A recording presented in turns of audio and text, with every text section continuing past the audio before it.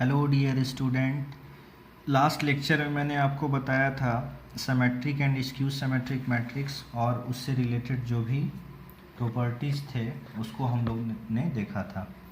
तो आज मैं आपको बताऊंगा एलिमेंट्री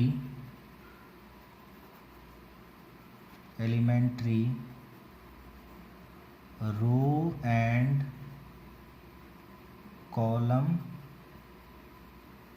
ऑपरेशन के बारे में। आज का जो टॉपिक हम लोग का होगा elementary row and column operation. ये होता क्या है? तो देखो, कोई भी मैट्रिक्स अगर हम लोग लेके चलते हैं, सपोज करो 2 5 6 7 हमने लेके चला, जिसमें ये हमारा फर्स्ट रो हुआ, ये हमारा सेकेंड रो हुआ, ये हमारा फर्स्ट कॉलम हुआ, ये हमारा सेकेंड कॉलम हुआ। तो पहला बात याद रखना है कि किसी भी रो में किसी दूसरे रो को डिवाइड नहीं कर सकते हैं। दूसरा जो होता है, किसी भी रो को किसी दूसरे रो के साथ मल्टीप्लाई भी नहीं कर सकते हैं। तो एलिमेंट्री ऑपरेशन होता क्या है? इसमें हम लोग करते क्या हैं कि किसी भी रो को किसी नंबर से मल्टीप्लाई कर सकते हैं, ये प्रॉपर्टीज होता है। इसी में आपको याद रखना है, किसी पहले रो को किसी नंबर से मल्टीप्लाई करके किसी दूसरे रो में भी किसी नंबर से मल्टीप्लाई करके ऐड या सब्ट्रैक्ट हम लोग कर सकते हैं। जैसे इसमें हम लोगों ने आई रो को लिया, इसमें जे रो को लिया।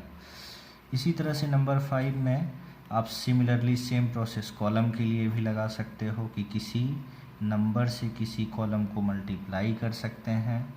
आप चाहो तो किसी रो को किसी नंबर से मल्टीप्लाई करके किसी दूसरे कॉलम को ऐड या सब्ट्रैक्ट दोनों कर सकते हो। आप ऐसा भी कर सकते हो इसमें कि पहले रो को किसी नंबर से मल्टीप्लाई करके दूसरे कॉलम को किसी नंबर से मल्टीप्लाई करके ऐड या सब्ट्रैक्ट कर सकते हैं। तो ये जो प्रोसेस होता है, इसी प्रोसेस को हम लोग बोलते हैं elementary row and column operation.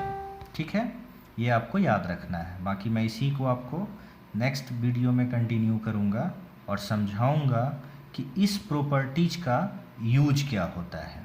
ठीक है, तो इसको आप याद रखोगे। Thank you.